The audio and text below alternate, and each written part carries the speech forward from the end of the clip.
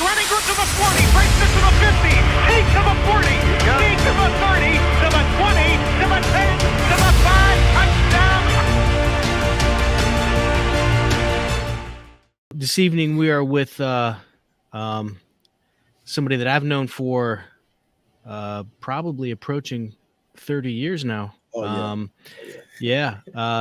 ended up playing junior high football together, came through Ursuline together. Jabari always kind of led the way on a year ahead of me, and was just a great player, a great leader, somebody that a teammate would always look to and appreciate as one of the good guys on the team. And not just from a performance standpoint, but from just relating to everybody. And I think that's why we felt like bringing you on would be a great opportunity to kind of just talk about some of your experience. You played at Ursuline when we had some great runs during those times, and had the opportunity to go on and play at Youngstown State when there were a lot of great things happening there. And somebody that I guess I just lost contact with, but through social media, just kind of here and there. But this is a great time to just kind of catch up and reminisce. So here we are for the podcast. And I guess basically maybe just start off with a little bit about kind of your upbringing as a Northsider, your path to football, through football, and then we'll kind of take it from there. Sounds good. Well, first and foremost, thank you, gentlemen, very much for having me on. It's an absolute honor. I appreciate you guys. And like you said, we go back, like you said, almost 30 some years now. I can't believe it's already been that long. But that's one thing, like you said, about social media. It allows us to, even when we aren't able to stay in contact with people as much as we want to, being online and getting on the different social media sites allows us to check in and kind of see what guys are up to nowadays and how things are transpiring for them. So again, thank you guys very much for having me. My story starts on the north side of Youngstown, born and raised, son of Eugene and Sandy Teague. My dad was a graduate of the Rand School, because he would absolutely correct me if I didn't say it the right way. So a graduate of the Rand School. My mom was from Mobile, Alabama, moved out to Sacramento, California. My grandfather was in the Marine Corps, so they transferred him out there.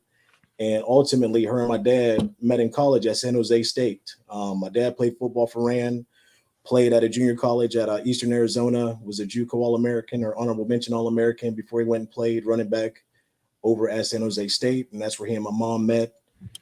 He had a few years to play over in Canada with I believe it was the British Columbia Lions, and I want to say it was the second team, Calgary. He played with two teams. I know BC Lions were one. I can't recall the second one off the top of my head at the moment, but it'll probably come back to me. But growing up on the lower north side, right across from Jefferson Elementary, one of the youngest kids in the neighborhood, all the guys in the neighborhood, knew my dad or knew of my dad through their parents. So playing sports or wanting to play sports was never an issue for me. It was something that was, something I wanted to be take part in, something I wanted to do just to hang out with the guys in the neighborhood and run around with them like I was one of the big boys. And, it absolutely groomed me to become the player that I was, playing with the older guys, because I knew for me, being younger, being smaller, I had to work that much harder just to keep up with those guys. So that absolutely got me onto the right track. A lot of those guys started out when we were younger playing for the Northside Knights, which was a powerhouse little league on the north side of town. And my dad wouldn't allow me to play when I was younger. I started off playing soccer, which I still have a love for soccer. Did karate in school just to kind of get a little bit more of that physicality at a young age. And actually, I didn't start playing football until my sixth grade year for the Northside Knights. I was with the 105s under the great legendary Coach Carter, may rest in peace. Great coach. And that first year, we had some absolute ballers on that team. Johnny Evans, may he rest in peace. Antoine Walker, two great running backs. Paris Johnson, who grew up on the north side of town with me, went to Rand High School. Played with a lot of those guys. And so that was my start to playing organized football, was with the Northside Knights. But just having a love for the game, my dad was a coach when I was growing up. He coached the 115 weight class for the Northside Knights. So just hanging around those guys before I could even start playing, just to be around them, just to interact with them. My dad was driving a lot of guys back and forth to practices. So I'm sitting in the back of the truck with the guys, acting like I'm one of the big dudes, and was a water boy for those guys while they were playing and everything when I was coming up. So that's where it all started for me. That was my love for the game. And just walking around, going around town with my dad as a young kid. Having the Teague name for me was almost like, what's the best? I felt like it was kind of sports royalty for me growing up on the north side of town. A lot of people knew my grandfather and my Uncle Robert for playing baseball and being umpires in the baseball system in town. Then we had some cousins on the east side of town, Merv and Will Teague, who went to East. Both of those guys are practically about 7 feet tall, literally. And Will played at Youngstown State basketball under Coach Dom, is in the Hall of Fame for basketball at Youngstown State. His brother Merv played under Coach Woody Hayes at Ohio State. It was a senior when Archie Griffin was a freshman coming in down here at OSU. So just anytime somebody would hear the name Teague, those were the names everybody was always throwing. Hey, are you related to this Teague or that Teague? Or you related to, Gene Teague, who played at Rand? And, so getting those comparisons and having those questions coming up as a young kid, I loved it, because clearly those guys did something to make a mark in town where people still, those names still resonated with a lot of people in town. So clearly they were doing something the right way to have that recognition. And that was something that I wanted to add on to when I had my opportunity. So it was never a matter of feeling any pressure, not wanting to, to kind of shy away from it, but I reveled in it. I wanted to add to that legacy and throw my name in the mix. So that way, the next time somebody asks the name Teague, the people are asking, hey, anybody related to Jabari Teague? Or, yeah, you're that Teague that played at Ursuline or did this or did that. And that was, that was kind of my drive and my motivation, just wanting to be a part of it. And so, luckily I had those opportunities. Like Dallas mentioned, started out at the Northside Knights, went to Northeast Catholic in junior high.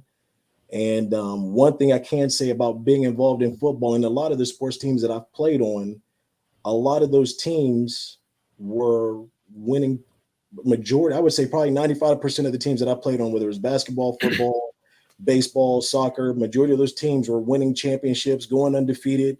It was maybe once out of all the different teams that I played on in my lifetime did we have a losing season in any kind of capacity. So having that winning mentality and knowing what it takes to get to the top of the mountain in those different leagues and different levels, that was my drive. That was my motivation. And just being around good people. I mean, that's what it really boils down to, being around good people with the same mindset, with the common goal. And we were all about trying to make things happen and win and doing what we needed to do to help everybody else out. We didn't have a lot of, on any of my teams, did we ever really have a lot of selfishness for the most part. So everybody was all about, ultimately getting that W in the win column. And, that's what was my motivation. And so when you, growing up on the north side, how did you, well, let me ask you this first. So your dad was coaching, just kind of real quick, why did he choose not to let you play until sixth grade? That's a great question. I never asked him that question.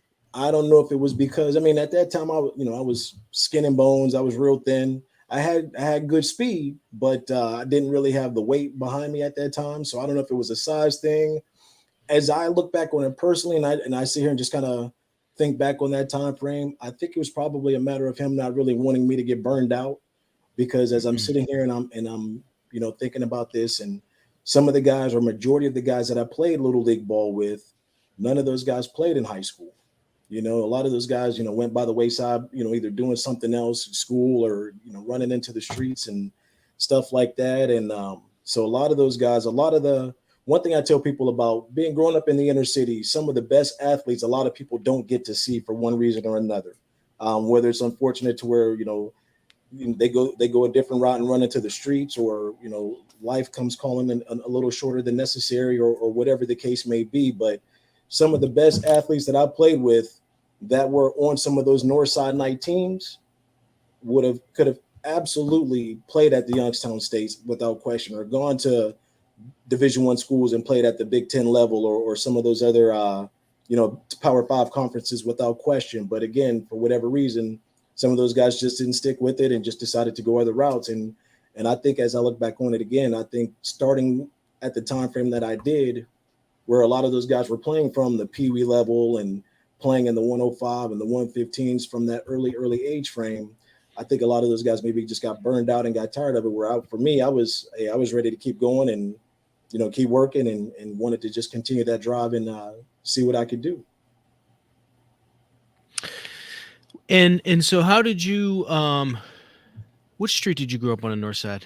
So I was born on across from Jefferson Elementary, which was on Superior.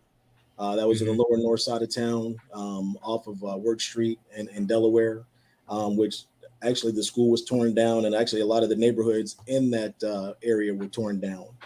Probably by the time I got to, I want to say maybe fourth grade, fifth grade, we moved up the hill on the north side on Carlotta, which was not far, walking distance from Northside Swimming Pool, or the Dairy Queen in the north side, right there off of Belmont. So, which my parents still reside in that area to this day. So, we moved up the hill, and that's where I spent the rest of my days until I moved down here to Columbus.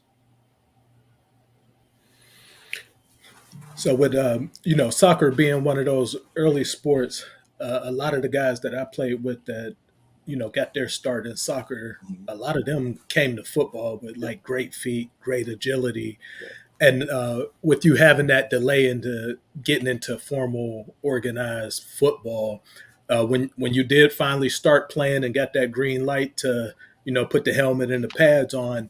Was it a natural fit for you right away, or was it something that you kind of had to be taught and learn the nuances of? You know what? And that's a good point, because like you said, playing soccer, you have to have those quick feet. You got to be agile, to be able to run around. And like I said, I already had good speed. I wouldn't necessarily say I was the fastest by any means, but one thing I always tell people, I didn't have necessarily the best clock speed, but I had good football speed.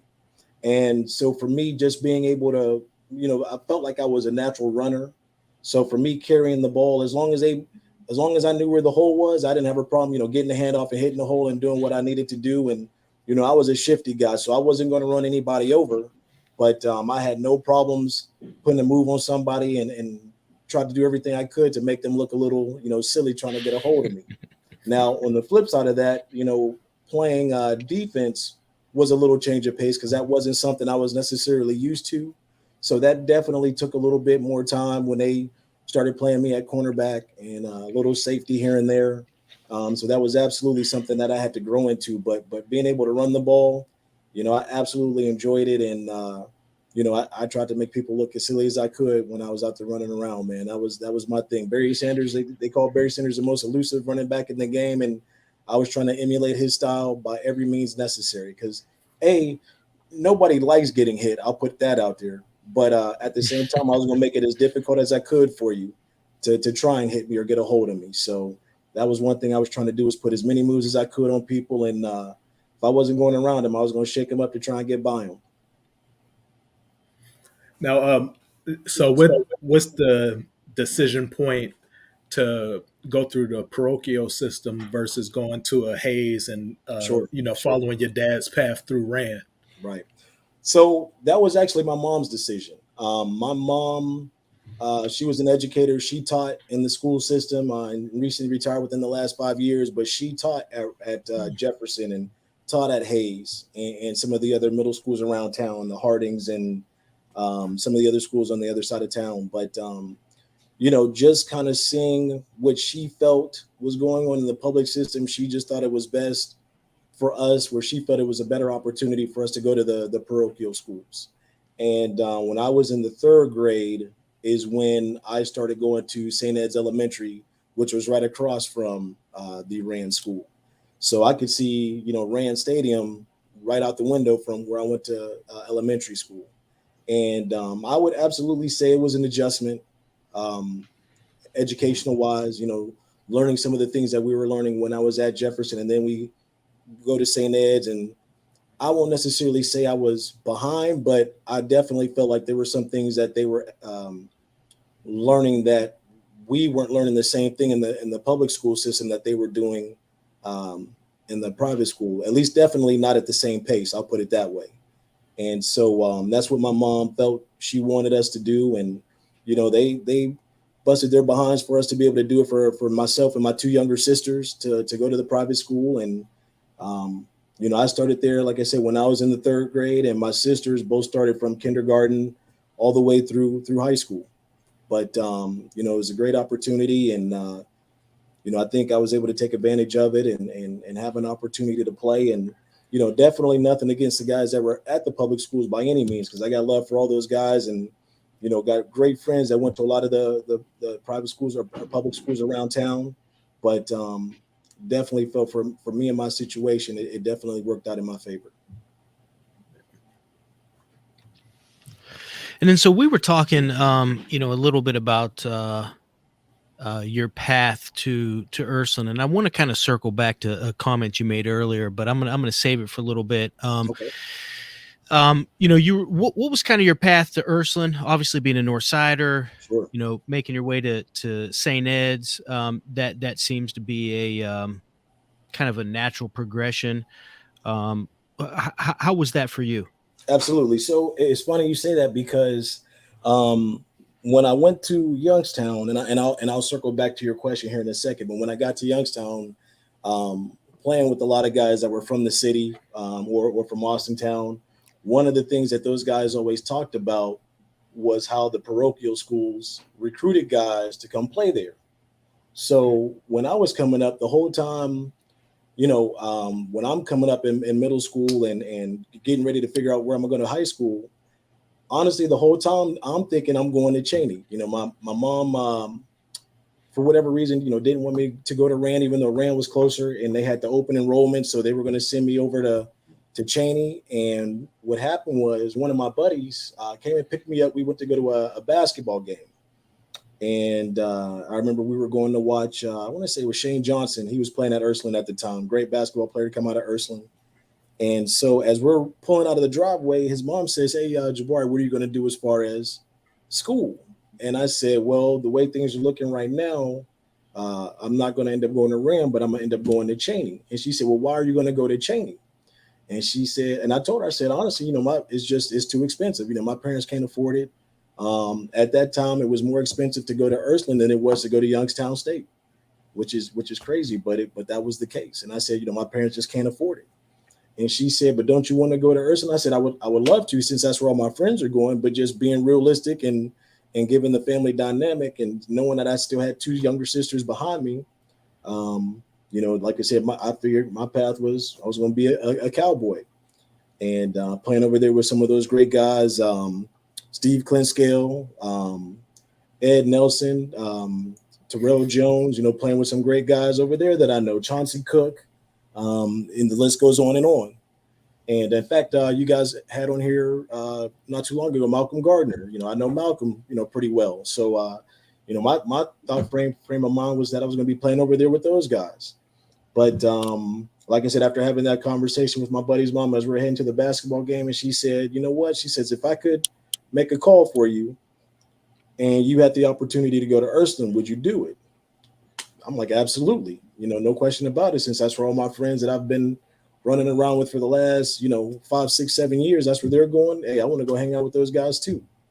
And also riding the bus, we were picking up kids that I went to St. Ed's, but we were picking up kids that went to St. Anthony's. So a lot of those kids that I got to know from St. Anthony's were also going to Ursuline.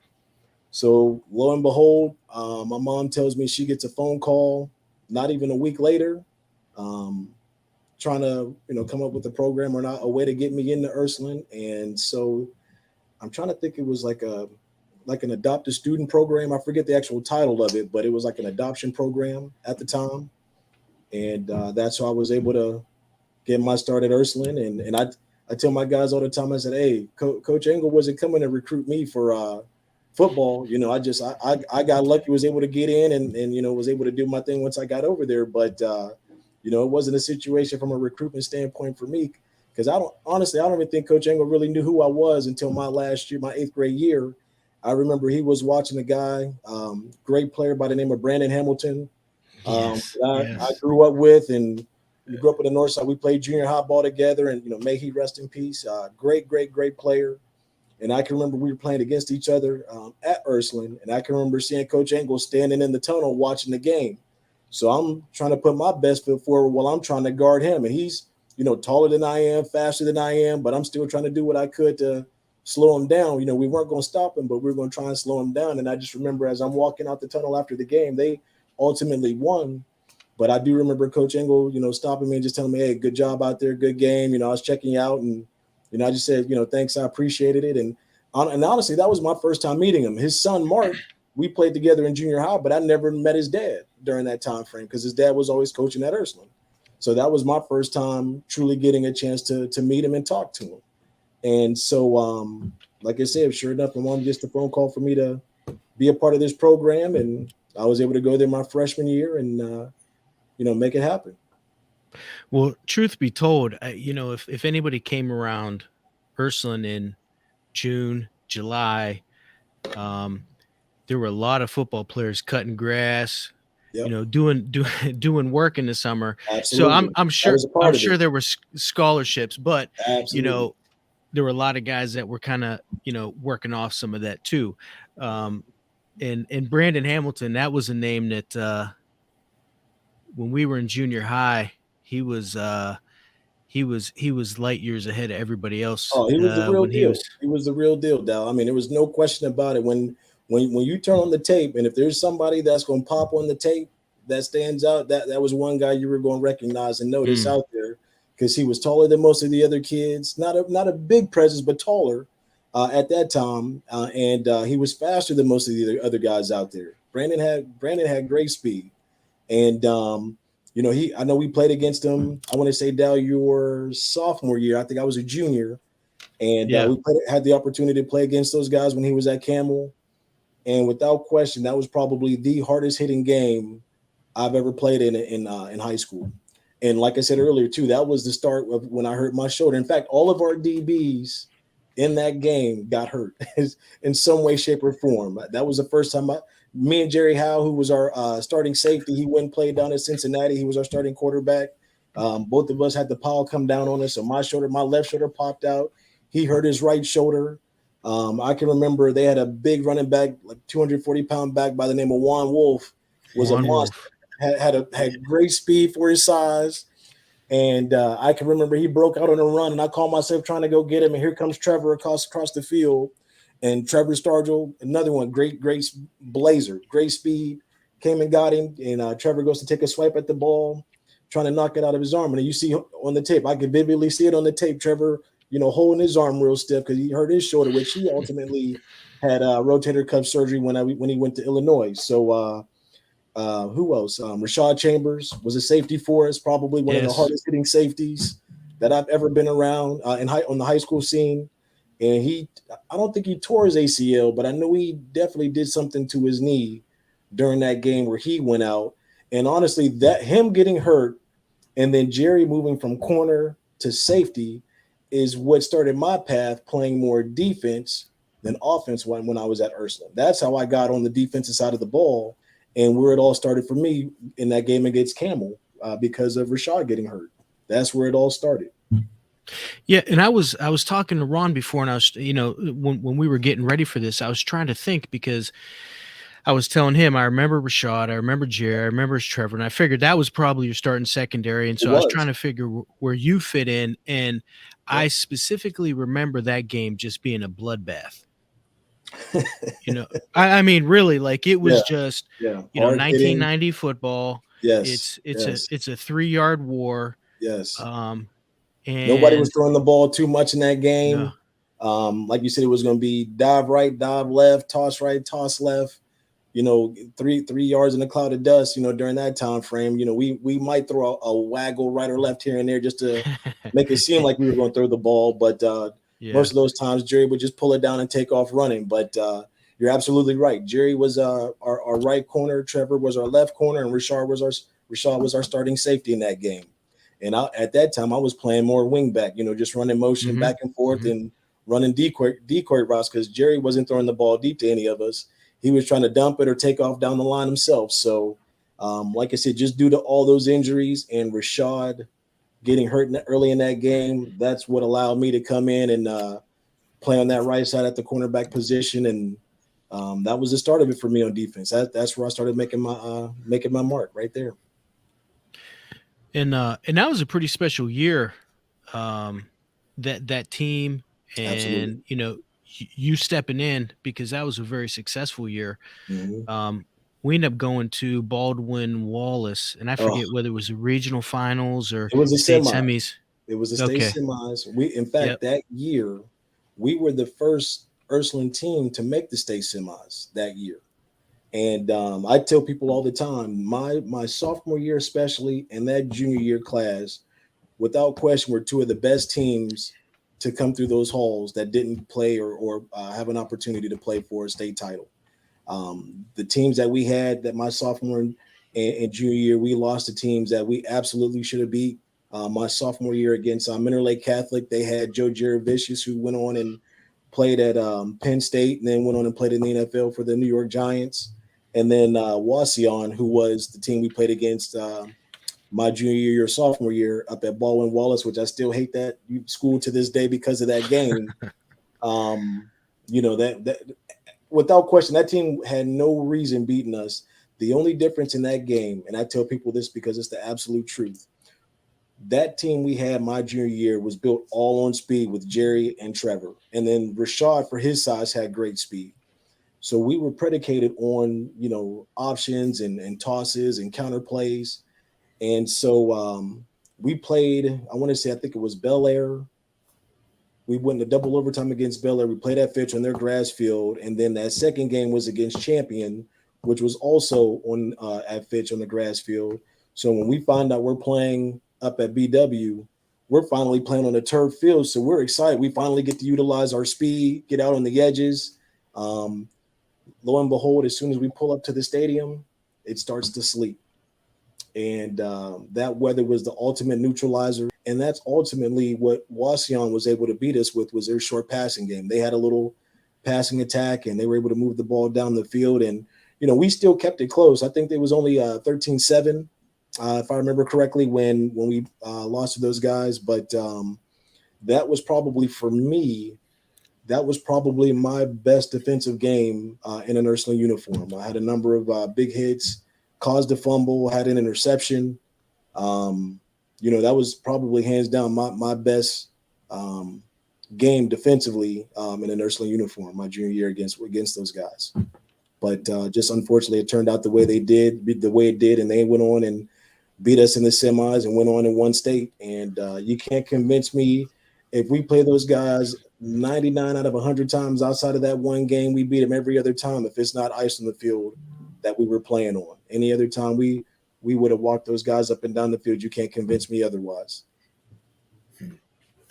Now, as you said a couple interesting things about, coming over to Ursuline. Mm-hmm. I think anytime that you go outside of that city school system and what is your natural home district school, especially if you're at a place where there's some success starting to happen or there's a tradition of success, there's always going to be somebody on the outside of that doesn't know what goes on behind closed doors, that makes accusations, that says, things like Absolutely. recruiting or, you're only there because of this or that. Right. But, whatever the reason that you end up at a particular school or institution, in this day and age is certainly a lot more choice than what we had coming through those systems. So, coming into Ursuline, There's a long history of great guys, great players. Um, for Coach Angle to be there as long as he was and really mold that school into a consistent winner and always in the mix competing for a SVC title. As you watch over the years, you kind of see guys put into different roles. So I noticed for yourself, like you're starting out as that wing back when you have a great tailback like Trevor Stargell. I remember him my senior year, he was really rising as a running back on that varsity level. His brother was a great player.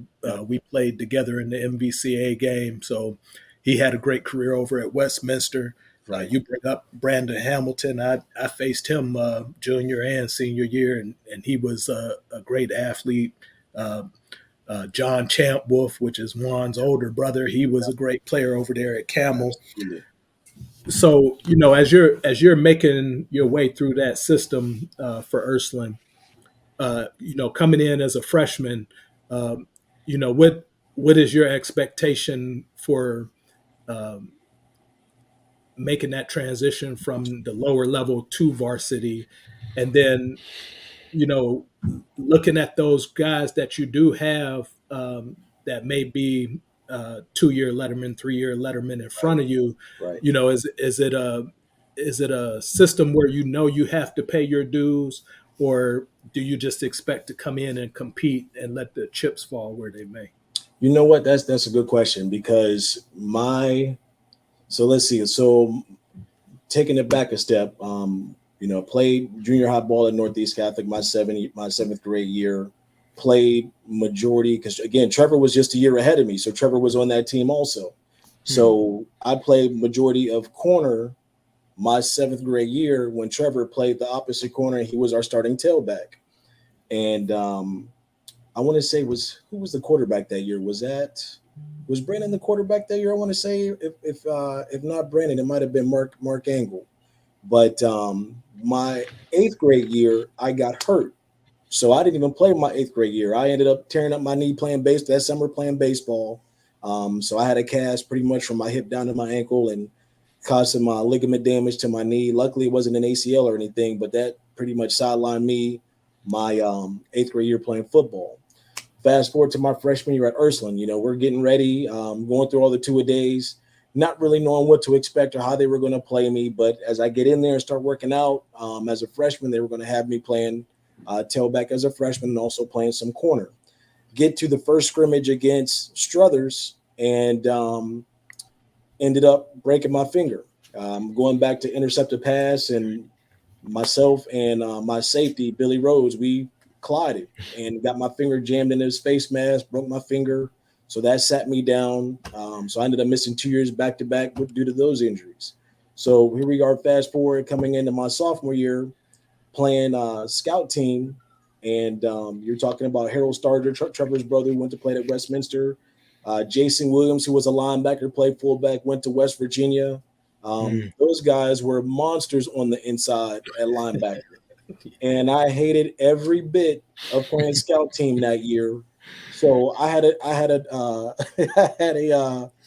a bet made up with my buddy Eric Dubel, who was the opposite corner with me. My man Dubel, because Dubel was a tough nut, man. He was a tough dude. And so I told Dubel, I said, listen, during scout team, here's what we're gonna do. Anything up the middle and on the inside, that's all you.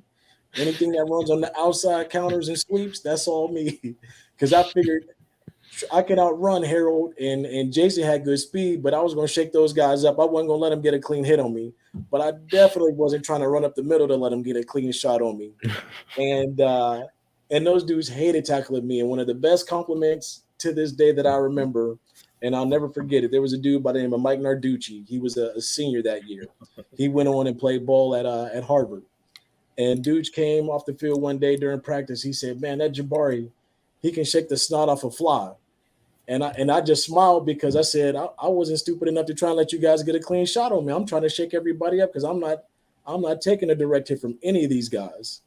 But, those guys definitely toughened us up to get ready to come into varsity, because at Ursuline, you see it a lot more now where you see more freshmen playing varsity, more sophomores playing varsity. at that time, that wasn't the case. You maybe had, one guy, maybe two if you're lucky. That's a sophomore playing special teams that might letter as a sophomore on the varsity level. But coming through Ursuline, 9.5 times out of 10, like you said, you're gonna have to pay your dues, wait for your time. And I think the only person that I can recall coming in during that era to play as a true freshman was Diallo Anderson, who was one of the baddest dudes to come out of Ursuline. He was one of the guys that I idolized and look up to when I used to go down and watch Ursuline play. And, I hate to say it now, but, it was the reason I did root for that other team up north during that time frame when he went to school up there. But I won't admit any more of that now. But, having guys, like you said, they were some great backs, the Diallo Andersons, the Kevin Ellerbys, the Clinton Lynch, who went to Illinois, Rob Eccles, who was a beast in the backfield. Like you said, Trevor Stargell. Trevor, I had the pleasure of watching him. He was at the 115s when I was 105s at the Northside Knights, but he and I got a chance to play or be around in the same leagues from Little League to middle school at Northeast Catholic and now at Ursuline. So, I'm behind him watching him do his thing. And, I'm figuring coming into, let's see, so he was a year ahead of me. So coming into my senior year, I can remember it was either Coach Smith or Coach Engel.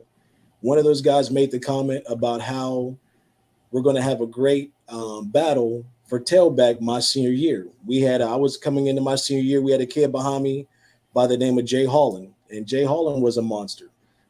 He was every bit of 6 feet, long strider, but could run and was strong as a bull.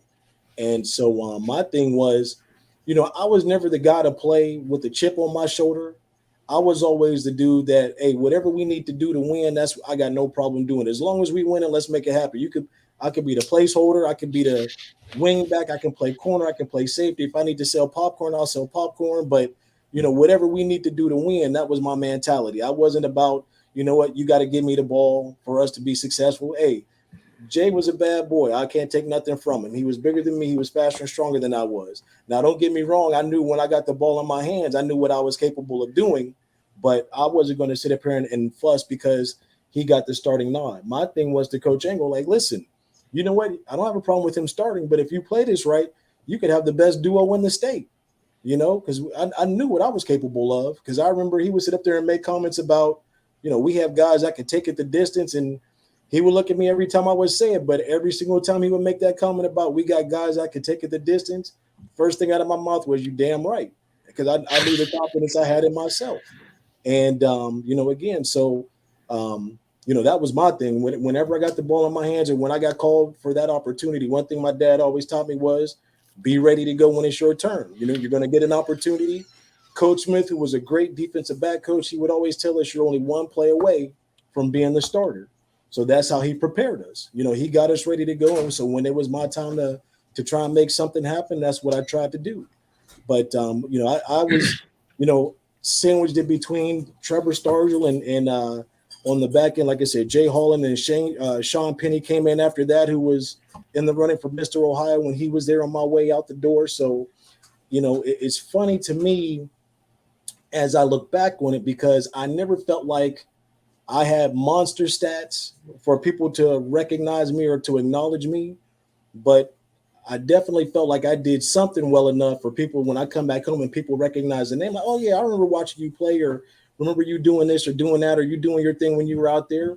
Because I never really felt like I got those opportunities necessarily on the offensive side of the ball. I mean, I may have been lucky to carry the ball, 5 times a game, and that's including punt returns and kick returns. So most of my money was made on the defensive side of the ball, playing corner when I got to varsity. So for me, I didn't have those accolades on the offensive side. But again, when I did get the ball in my hands, I tried to do everything I could to, make something happen for our guys and try and propel us to try and get those wins. Well, go ahead, Ron. Well, my last question on that is just, so what is your first significant playing time and playing experience at that varsity level?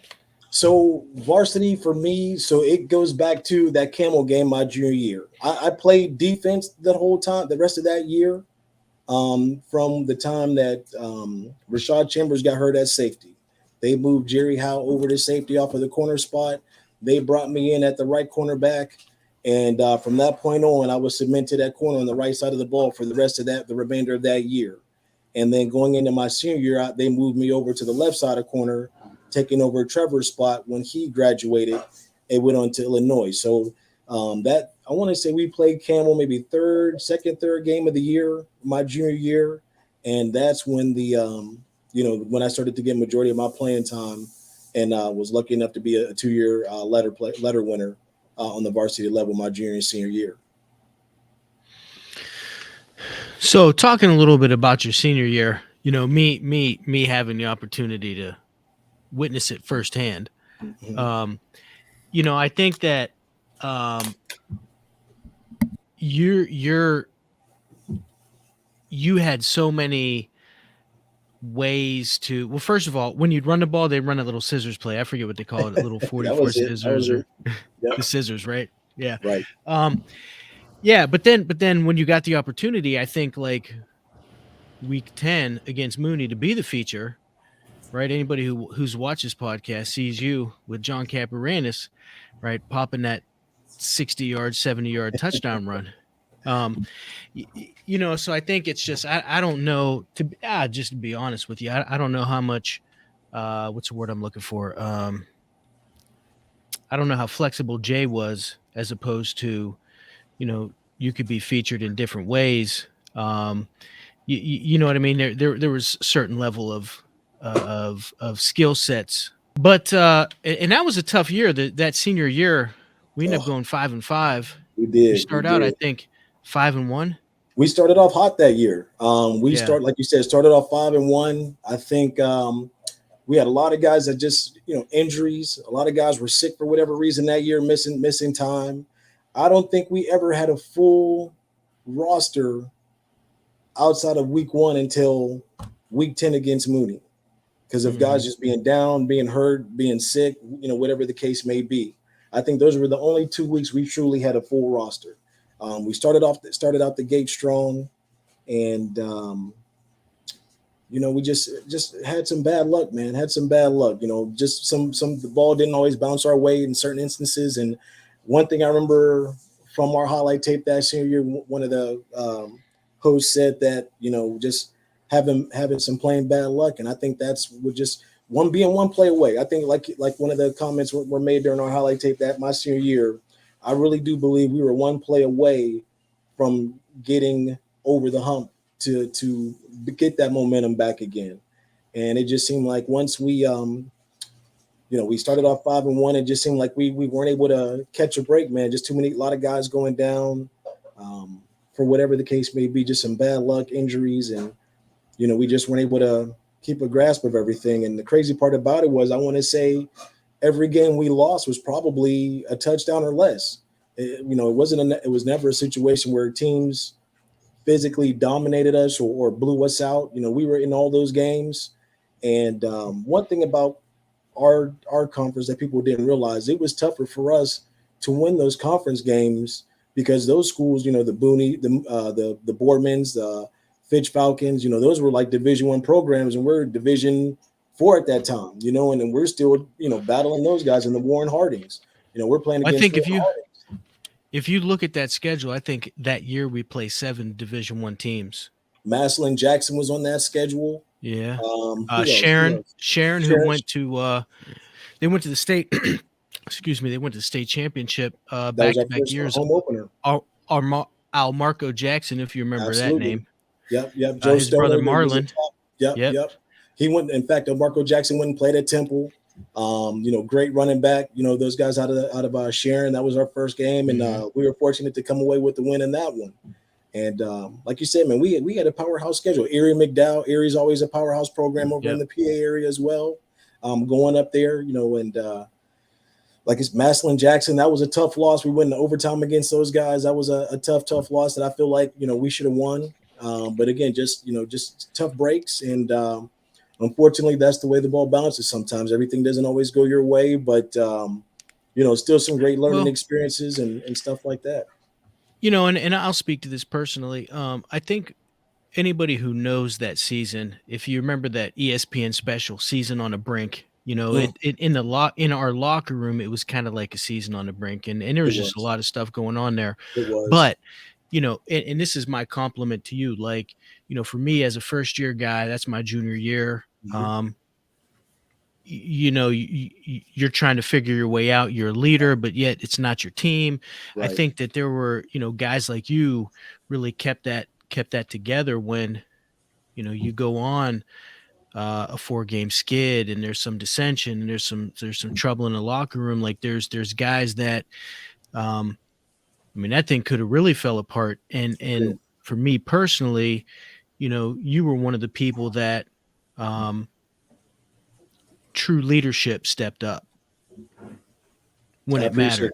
that. I appreciate Yeah. that. And that's one thing I do look back on that, Dow, and I wish I would have been more vocal. I wasn't a captain that year, but I was a senior, and that's one thing. As I look back on it, I didn't want to step on the toes of those captains, but being a senior, I do wish I would have been more vocal and spoken up and took more of a lead than I did that year. To where maybe it could have made a little bit more of a difference than what we ultimately, like you said, unfortunately going 5-5 that year, and having the opportunity to be one of the first teams in Ursuline history to play in three playoff seasons in a row, and just unfortunately fell short in that last game against Mooney. And so, but that was tough, man. I mean, especially at that time, having an opportunity to finally be the man in that game, carrying the ball. Coach Smith always had us working, and I was definitely conditioned to play from start to finish, but not having the carries throughout the season. I don't think I was conditioned, as I look back on it now, to carry that load for the entirety of the game and not come out the game. I mean, we had so many guys out at that point. I was even playing on the line during field goals, trying to help fill in the gaps, and there's no reason in the world I should have been on the line when guys are kicking extra points, trying to block those big boys on the line. But, that's what I was trying to do to help out. I was just trying to do what I could to help the team. But, I think as I look back on it, and it didn't hit me at that point in time, but as I look back on it, I do feel like just not having the build up to that, carrying the ball that many times to that point, as much as I did in that Mooney game, I think it kind of caught up to me at the end of the season. And, I think that kind of hurt us in the long run, because we were able to come out the gate strong in that game, cause some turnovers, and we kept it close. But ultimately, they got us on the back end of it. And, but it was a great game. It was a great game. I know a lot of those guys that were part of that program, the Sean Banks, the Asim Pless, who also went to Mooney. Sean went to Michigan State. I want to say Mike Hughes went to and played at Akron. So they had some great Yep. players over there. They had some great players, but and we always had great battles against those guys. But we kept it close. We gave it everything we had, and just unfortunately fell a little short during that time frame.